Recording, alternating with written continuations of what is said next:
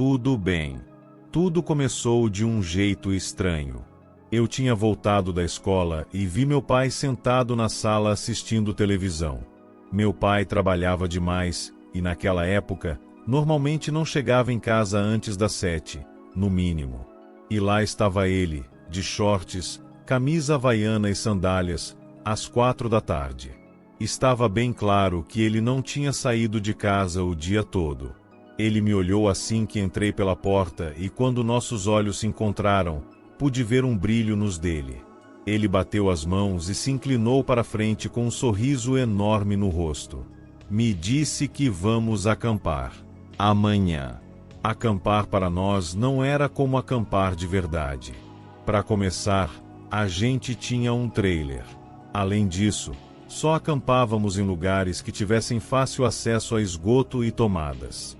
Com todos os cabos de extensão que carregávamos, mesmo que meu irmão e eu nunca dormíssemos no trailer, conseguíamos canalizar energia suficiente para aquela barraca para ter TV e videogames ligados a noite toda. Na verdade, acampar para nós era mais uma desculpa para não tomar banho e para respirar ar fresco longe dos subúrbios. Pessoalmente, eu achava tudo uma grande perda de tempo naquela idade, e mesmo naquela idade também, achava um desperdício de dinheiro. Não havia nada de acampar nisso. Era apenas uma configuração mais inconveniente do que a que eu tinha em casa. Só quando fiquei bem mais velho, na verdade, alguns anos atrás, é que descobri que a única razão pela qual meu pai queria tanto fazer essas viagens de acampamento era porque ele nunca sentiu verdadeiramente que a casa em que todos morávamos era a casa dele. Minha mãe era quem queria tanto ela, porque era muito perto de um distrito escolar razoavelmente bacana, e enquanto meu pai se sacrificava obedientemente por todos nós, ele literalmente sentia que nunca, jamais, havia outra escapatória para ele além de dormir. Mesmo naquela época, quando eu não entendia de verdade a profundidade por trás do amor do meu pai por esses passeios, eu conseguia pelo menos entender que significava muito para ele que nós fizéssemos essas coisas. No entanto, isso certamente não impediu meu irmãozinho e eu de reclamarmos disso naquela época. Mas nós aguentamos firme. Essa viagem seria um pouco diferente. Para começar, nada de sair ao meio-dia ou às 3 da tarde. Partiríamos ao raiar do dia. Me lembro de estar quase inconsciente enquanto era praticamente arrastado para fora da cama e para dentro do trailer. Ainda estava escuro lá fora. O sol ainda nem tinha nascido sobre as montanhas. Observei as casas suburbanas e os shoppings familiares irem e virem antes que o sono me levasse de volta e eu cochilasse na mesa da sala de estar do trailer em frente ao meu irmãozinho. O trailer bateu em um grande buraco na estrada e me fez pular quando meus braços bateram de volta na mesa. Acordei em uma paisagem completamente estranha. Pela janela, vi prédios esparsos e quase nenhuma vegetação. Dunas de areia até onde a luz alcança e algo diferente de tudo que eu já tinha visto. Era um acampamento gigantesco de trailers, quadriciclos, buggies, dirt bikes, barracas de madeira. Pensei que tinha acordado em um filme de ação.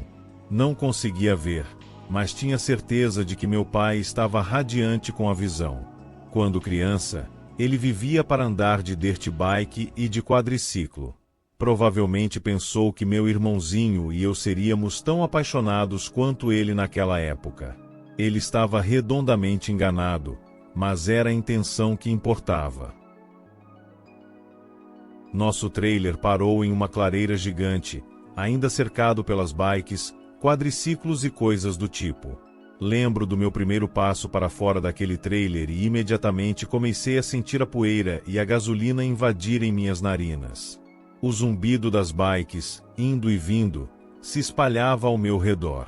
Onde havíamos estacionado era bastante plano, mas estávamos completamente cercados por montanhas de areia pura, bem ao longe, e dava para ver alguns dos entusiastas subindo e descendo as encostas arenosas. Comecei a olhar para onde nosso trailer havia parado e era claramente no meio da estrada. Não havia asfalto, mas era óbvio que o local onde havíamos estacionado era um obstáculo para qualquer tráfego de trailers que pudesse passar. Meu pai ficou sentado ali, encostado no capô do trailer, olhando para o longe, onde a maioria dos motociclistas estava nas dunas. Minha mãe não estava tão contente. Ela andava de um lado para o outro e não parava de bater o pé, só parando para olhar o relógio. Minha família não tinha quadriciclos, dirt bikes ou nada do tipo. Aparentemente, meus pais tinham chamado uma empresa que alugava essas coisas e esse era o ponto de encontro. E apesar de todo o nosso planejamento antecipado e saída de casa, ainda conseguimos chegar lá 20 minutos atrasados. Minha mãe já estava lançando olhares raivosos para meu pai, mas meu pai friamente deu os ombros, e por um bom motivo. Podemos ter nos atrasado, mas aquela empresa chegaria 4 horas atrasada. Muito antes de eles chegarem, já tínhamos precisado mover nosso trailer umas 3 vezes para dar lugar a outros trailers que estavam chegando. Meu pai ficou um pouco irritado quando eles chegaram tão atrasados, mas ficou furioso mesmo quando viu que eles não tinham os quadriciclos como combinado anteriormente. Primeiro, eles nem tinham o número certo, precisávamos de 4 para todos nós, eles tinham trazido 3. Além disso, todos os 3 eram de tamanho adulto. Não tinha como eu ou meu irmãozinho subirmos em uma daquelas coisas, muito menos controlar elas. Meu pai e o cara discutiram um pouco, mas ele recuou rapidamente quando viu como meu pai estava bravo com toda a situação. O cara basicamente disse que aquilo era tudo que ele podia fazer por nós hoje, e que se ele quisesse o certo, teríamos que esperar até amanhã para os novos quadriciclos chegarem. Meu pai conseguiu negociar por telefone para conseguir os quadriciclos de graça, mas ainda teríamos que esperar até amanhã para realmente sair para pedalar. Não houve nenhuma conversa no trailer enquanto nos aproximávamos lentamente de onde os amigos da nossa família já haviam estacionado e passado o dia pedalando. Hoje era sexta-feira e teríamos que voltar no domingo para que meu pai pudesse se preparar para o trabalho na segunda-feira. Então, meu pai estava pensando que nem conseguiria um dia inteiro de passeio depois de se esforçar tanto para planejar tudo perfeitamente e, infelizmente, estava arruinando o dia para si mesmo. Meu irmãozinho e eu começamos a montar nossa barraca. Era um arranjo legal, com TV e videogames, e podíamos ficar acordados a noite toda sem supervisão. Então foi um arranjo bem legal, tirando a parte de dormir na terra firme em vez de uma cama macia. Sacos de dormir e tudo. Mesmo assim, uma amiga próxima da família, que vamos chamar de Claire, insistiu que todos nos divertíssemos e concluiu que poderíamos usar os quadriciclos dela e da família se quiséssemos dar uma volta hoje à noite. Mas meu pai estava muito irritado para isso e, sejamos realistas, por mais legal que fosse o novo cenário, meu irmãozinho e eu estávamos muito mais interessados em jogar videogame do que em andar por dunas de areia, especialmente as dunas de criança, e eu disse isso a Claire. Ela olhou por cima do ombro como se quisesse ver se alguém estava realmente nos ouvindo e então se inclinou para mais perto de nós. Ela disse: Sabe, vocês dois nem deviam subir no quadriciclo. Era verdade. Eu tinha 12 anos, era o mais velho, e isso era abaixo da idade legal para andar de quadriciclo, mas Claire despertou meu interesse. De repente, a ideia de estender a mão e colher o fruto proibido da árvore do conhecimento estava firmemente plantada na minha mente. Claire tinha feito bem o seu trabalho. Meu irmãozinho estava basicamente mais do que disposto a fazer o que eu quisesse e mais do que flexível em relação a qualquer decisão que eu tomasse. Mesmo assim, a semente ainda não tinha se enraizado completamente, e eu ainda estava mais interessado em montar o videogame. Eu estava olhando para o teto da barraca enquanto meu irmãozinho brincava por horas a fio, só de pensar em andar de quadriciclo, correr com os buguis da polícia e ter um enorme castelo de areia no meio do deserto. O dia seguinte chegou e, como se fosse um sinal, os caras do aluguel ainda estavam atrasados como sempre, mas pelo menos conseguimos nossos quadriciclos por volta de 1 da tarde, com meu pai praticamente espumando de raiva a essa altura. O mau humor do meu pai só o fazia querer ficar sentado em volta da fogueira do meio-dia, tomando uma cerveja. Lembro de me sentir muito mal por ele, porque era como se sua única chance de escapar das amarras que o prendiam com tanta força tivesse escapado por entre seus dedos. Era possível ver como os anos de trabalho que ele suportou já haviam gravado rugas em sua pele que simplesmente não existiriam se ele não estivesse tão estressado. e todas as discussões e gritos que ele estava dando com aqueles idiotas do aluguel não estavam ajudando em nada a aliviar seu temperamento e insatisfação. Minha mãe se sentia obrigada a se sentir miserável ao lado dele. Claire nos perguntou se queríamos andar de quadriciclo com ela e o resto dos filhos. Nos viramos para o nosso pai. Sem nos dizer uma palavra, ele concordou e soubemos que estávamos livres para andar. Eu nunca tinha andado de quadriciclo antes. Claire nos fez praticar um pouco como frear e acelerar, dirigir em círculos. Por sorte, meu quadriciclo era automático, senão eu teria falhado miseravelmente em tudo isso. Após uns 10 minutos de discussão preliminar, Claire nos fez desligar os 2 quadriciclos e uma expressão de séria preocupação se espalhou por seu rosto. Ela disse que andar de quadriciclo é muito divertido, mas que precisamos ser extremamente cuidadosos. Veja bem, se você nunca dirigiu por dunas antes, especialmente com o calor e as partículas de poeira no ar, as dunas começam a se misturar à medida que você avança. Uma duna que você acha segura pode, na verdade, se abrir em uma queda de mais de 5 metros. Você pode tombar e quebrar o pescoço, ou o quadriciclo pode cair em cima de você e quebrar sua coluna. Isso era perigoso. E claro, me fez querer andar de quadriciclo ainda mais. Meu irmãozinho não tanto mais, mas, como sempre, seguiu meu exemplo mesmo assim. O estrondo debaixo do meu corpo, o formigamento nas minhas mãos. O vento soprava no meu rosto. Era algo que eu nunca tinha experimentado antes. Subir e descer as encostas das dunas em fila indiana era muito legal. Claire nos liderava, e eu, meu irmãozinho, e eu ficávamos na retaguarda. Nunca vou esquecer como meu coração apertou quando ouvi o barulho. De repente, um grito abafado atrás de mim. Teria sido ensurdecedor se não estivesse sendo abafado pelo capacete do meu irmãozinho e pelo ronco dos quadriciclos em que estávamos. Sua camisa de manga comprida prendeu seu pulso de alguma forma, e ele estava meio jogado sobre o quadriciclo dele e acelerava descendo uma encosta de duna muito íngreme. Eu, para o bem ou para o mal, comecei a ir atrás dele. Sabe, talvez eu devesse ter corrido na frente para buscar a Claire, mas ao mesmo tempo eu tinha certeza de que, se não o seguisse, poderia perder ele de vista e nunca o achar, ou seria tarde demais. Quadriciclos não andam tão rápido, pelo menos não esses alugados que estávamos usando, mas com todas as guinadas que meu irmãozinho fazia tentando voltar para o quadriciclo, enquanto tentava dirigir e acelerava constantemente, nos desviamos completamente do caminho mais batido das dunas pelas quais a Claire nos guiava e entramos em dunas virgens. Dunas sem marcas de pneus. Por fim, a inevitabilidade tomou seu curso, a manga do meu irmãozinho rasgou, e ele se libertou, foi arremessado para o alto e caiu no meio de uma duna, enquanto seu quadriciclo colidia com o outro lado do vale de areia. Eu mal o alcancei, já que não era profissional em quadriciclos, então imediatamente desci, joguei meu capacete para o lado e comecei a descer a duna em direção a ele, e graças a Deus ele ainda estava se movendo. Chorando, mas se movendo. Tentei ajudar ele a se levantar, mas ele não se mexia, e olhei para o pulso dele, que ficou preso. Estava quebrado. Eu não sabia o quanto na época, mas estava claro que aquela coisa não funcionaria direito por um bom tempo. Tirando isso, além de ter perdido o fôlego, ele estava bem. Um pouco sujo e machucado, mas bem. Por fim, ajudei ele a subir no meu quadriciclo, pois não queria nem tentar subir com ele aquela parede íngreme da duna.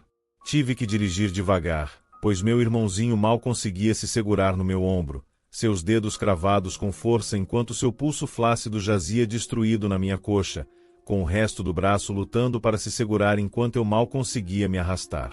Achei que tinha certeza de qual caminho seguir de volta ao nosso acampamento. Eu tinha começado o que pensei ser um retorno, mas o topo das dunas realmente parecia o mesmo, e quando a adrenalina estava correndo pelo meu corpo, eu estava muito mais concentrado em seguir meu irmãozinho. Depois do que presumo ter sido 1 hora dirigindo em linha semi-reta, comecei a entender que estava completamente perdido. O sol estava começando a se pôr no horizonte e, embora eu não conseguisse ouvir, ainda conseguia sentir meu irmãozinho soluçando enquanto se agarrava a mim. Eu finalmente havia chegado a uma duna maior em comparação com as demais e pensei que finalmente conseguiria ver algo familiar do topo dela. Mas, para minha infelicidade, tudo o que vi foi mais deserto e uma rocha gigante um pouco mais adiante. Imaginei que serviria como um ponto de referência mais ou menos decente, então comecei a dirigir até lá. Estacionei o quadriciclo lá e estendi minha camisa para meu irmãozinho descansar enquanto eu me sentava e me encostava na rocha. Já era noite. Meu irmãozinho e eu estávamos decentemente desidratados pelo calor do deserto. A única coisa boa era que havia lua cheia e eu conseguia enxergar razoavelmente bem, mesmo no meio da noite. O céu estava limpo, eu conseguia ouvir os soluços do meu irmãozinho diminuindo até ouvir que ele finalmente havia adormecido. Eu, por outro lado, não conseguia. Toda vez que eu estava prestes a cochilar, via algo no canto do olho, uma sombra se movendo. Até as sombras nas dunas começaram a se mover, quase como se as próprias dunas estivessem vivas. Mesmo assim, eu estava muito mais preocupado em como meus pais reagiriam a tudo aquilo. Eventualmente, porém, acabei cochilando com a sensação do meu irmãozinho me cutucando. O sol já estava no céu. Tentei me levantar, mas desabei imediatamente. Toda a parte inferior do meu corpo estava dolorida. Tentar me levantar novamente era excruciante, com a dor nas minhas mãos de tanto segurar aquele guidão vibrante do quadriciclo. Mesmo assim, com um novo dia pela frente, tive a impressão de que devíamos ter seguido o caminho errado e que o acampamento devia estar no mesmo caminho de onde viemos, então pensei que deveríamos voltar. Além disso, eu estava com muita sede e sabia que meu maninho também estava. Olhei para o quadriciclo que havia trazido para cá e, enquanto meu corpo tremia de nojo só de pensar em pilotá-lo novamente no meu estado atual, criei coragem e voltei para o carro. Esperei meu irmão voltar e me segurar, e lá fomos nós. Atravessamos lentamente as dunas, e desta vez, comecei a sentir todo o impacto da máquina embaixo de mim. Cada vibração parecia machucar o osso sob a minha carne. Gostaria de não ter que lidar com isso. Se houve um momento em que a expressão, cuidado com o que deseja, fosse mais aplicável, era aqui. Eu já estava dirigindo bem devagar, mas, por fim, meu pulso girou o acelerador até o fim, mas não conseguiu mover muito além. Eu praticamente deixei o quadriciclo sem gasolina. Felizmente, estávamos no topo de uma duna quando finalmente o estacionei. Fiz sinal para o meu irmãozinho se levantar e sair. Vi um vislumbre do pulso dele caindo da minha coxa, e eu realmente vi. Estava vermelho e inchado. Eu podia dizer que meu irmão estava com uma dor insuportável, o que provavelmente era o principal motivo de ele estar chorando, mas não havia lágrimas. Qualquer reserva de lágrimas que me restava já havia se esgotado há muito tempo. Eu estava com mais sede do que nunca. O calor queimava acima das dunas de areia à minha frente. Eu estava nadando em um mar de areia pura. Eu era o capitão de um veleiro, e o vento finalmente havia parado de soprar. Pela primeira vez durante toda essa provação, eu estava realmente apavorado. A ideia de realmente morrer ali se tornou terrivelmente real. Até eu sabia dos perigos da desidratação no deserto, e com esse calor, e um dia inteiro sem água naquele oceano de areia horrível, eu pensava que se não encontrássemos alguma forma de civilização logo, estaríamos mortos. Com certeza. Abandonamos nosso quadriciclo e começamos a caminhar penosamente pelas dunas de areia. Com o quão dolorido meu corpo estava e quanta energia foi necessária para escalar aquele pico assustador. Eu não conseguia acreditar como estava sem fôlego quando olhei para trás. O quadriciclo estava a apenas uns 20 metros de distância e eu estava exausto a ponto de desmaiar. Pior ainda, olhei para baixo e meu irmãozinho estava com dificuldade para se recompor. Um pensamento egoísta surgiu na minha cabeça. Afinal, a culpa era dele por eu estar nessa situação. Eu estava dirigindo muito bem. Foi ele quem errou. Porque eu fui atrás dele. Porque nós dois tivemos que morrer aqui. A raiva me invadiu. Olhei para ele. E vendo ele se debater daquele jeito, derreteu meu coração novamente.